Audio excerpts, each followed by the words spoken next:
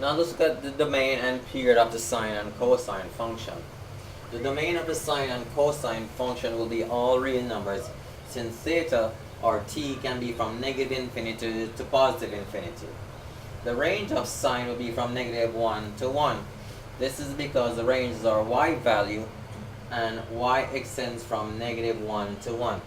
Similarly, the range of the cosine function or cosine of t will be from negative 1 to 1, since the cosine is our x values and this is from negative 1 to 1. Now let's look at the period.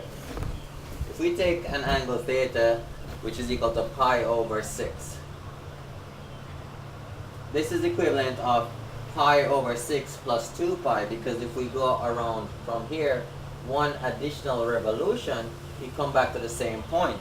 The coordinates will be the same, which would be square root of 3 over 2 and 1/2. So it doesn't matter how many times we go around, we still come back to the same point on our unit circle, and the coordinates will be the same. So it doesn't matter if we're adding 2 pi or 4 pi or 6 pi or 2n pi, where n is an integer.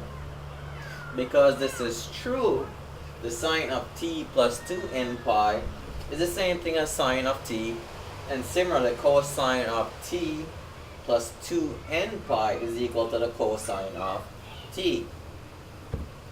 Functions such as these that are f of t plus c is equal to f of t are known as periodic function. Here the period for both sine and cosine function would be 2 pi, since that's the smallest value for c, that will give us back f of t.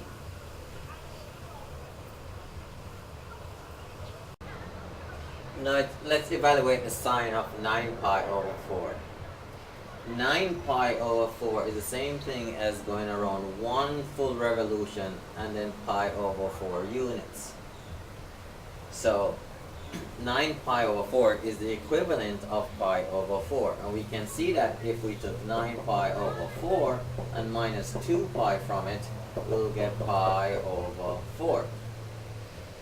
Since 9 pi over 4 is the equivalent of pi over 4, then the x and y coordinates are the same. And the x and y coordinates for pi over 4 is square root of 2 over 2 and the square root of 2 over 2.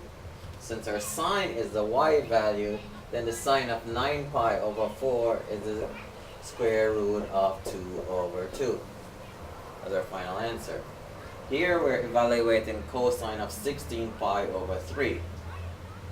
The cosine of 16 pi over 3 is the equivalent of going around 2 complete revolutions and coming back to 4 pi over 3. And you could see that if we took 16 pi over 3 and minus 2 revolutions, which is 4 pi, we will see that we got 4 pi over 3. You can do this by finding the LCD and subtracting it. Now since 16 pi over 3 is the same thing as 4 pi over 3, and we know that the cosine is the x value, then we know that the cosine of 16 pi over 3 is just negative 1/2.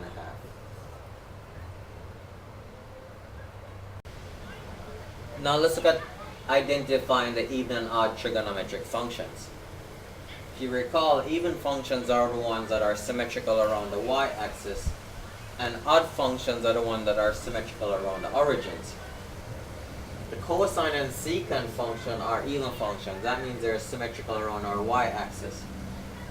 So for cosine of negative t is equal to the cosine of t. Similarly, secant of negative t would be equal to the secant of t. The four other trig functions are odd functions. They're symmetrical around the origin. We have sine of negative t will be equal to negative sine of t. Tan of negative t is equal to negative tan of t. They're inverse. Also, cosecant of negative t is equal to negative cosecant of t. And cotan of negative t will be equal to negative cotan of t.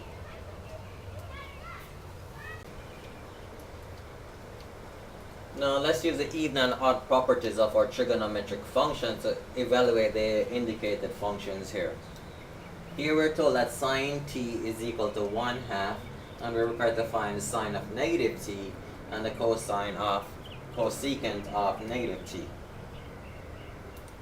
We know that sine of negative t is the equivalent of negative sine of t.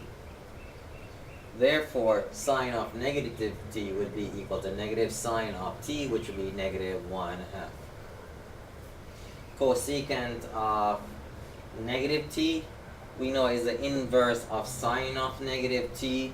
So this would be the inverse of negative 1/2, so this becomes negative 2. Here we're told that a cosine of t is equal to negative 3/4. We're required to find the cosine of negative t. We know the cosine of negative t, since cosine is an even function, the cosine of negative t is equal to the cosine of t. So these two are equivalent, so the cosine of negative t would be the same thing as negative 3/4. The secant is the inverse of cosine, so since cosine of negative t is negative 3/4, therefore the secant of negative t would be negative 4/3.